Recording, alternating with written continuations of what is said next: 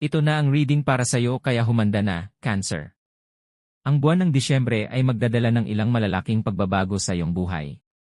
Ang pre-holiday mood ay magbibigay sa iyo ng motivation at nakatutok sa iyong mga interes. Panahon na para unahin ang iyong sarili at maglaan ng oras para sa mga bagay na ipinagpapaliban mo. Gayunpaman, maging handa para sa ilang hindi inaasahang pagbabago ng mood, mahal na Cancer. Ang cold full moon sa Disyembre ay maaaring magdala ng ilang kalituhan at kaguluhan sa iyong buhay.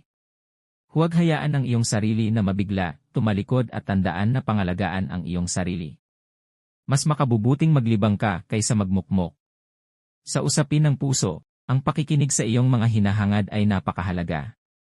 Ang ilang mga mag-asawa ay maaaring makaramdam na ang kanilang mga damdamin ay tumitigil, ngunit huwag mag-alala, ito ang perpektong oras upang muling buhayin ang apoy. Isaalang-alang ang pag-aayos ng isang espesyal na pagdiriwang o pag-renew ng iyong mga panata upang magdala ng bagong spark sa iyong relasyon. Ang impluwensya ni Venus sa Libra ay magdadagdag ng excitement at pantasya sa iyong buhay pag-ibig, at ang iyong likas na pagkamalikhain ay hahantong sa mga kahangahangang resulta. Habang papalapit ang kalagitnaan ng buwan, maaari kang humarap sa isang mahirap na pagpipilian sa iyong karera.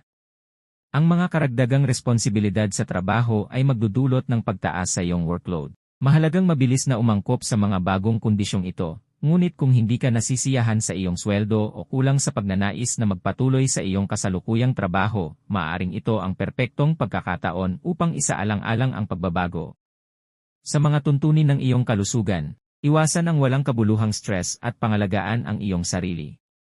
Kung may karamdaman, kinakailangang magpatingin sa espesyalista at tumanggap ng mga tamang pagsusuri at paggamot. Tandaan lamang na sundin ang lahat ng mga reseta na ibinigay ng iyong doktor. Sa wakas, habang papalapit ang katapusan ng Disyembre, ang diwa ng kapistahan ang manginibabaw. Iwanan ang iyong mga alalahanin at problema habang nakatuon ka sa paghahanda para sa bagong taon. Unlad din ang iyong karera sa panahong ito, kaya tiyaking aktibong lumahok sa anumang mga corporate events ng bagong taon.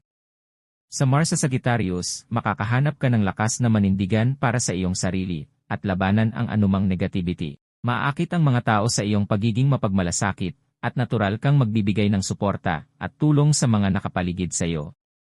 Ang buwan ng Disyembre ay nangangako na isang buwan ng paglago, pagmamahal, at tagumpay para sa iyo, Cancer. Yakapin ang mga pagkakataong darating sa iyo, at tamasahin ang kapaskuhan ng lubos.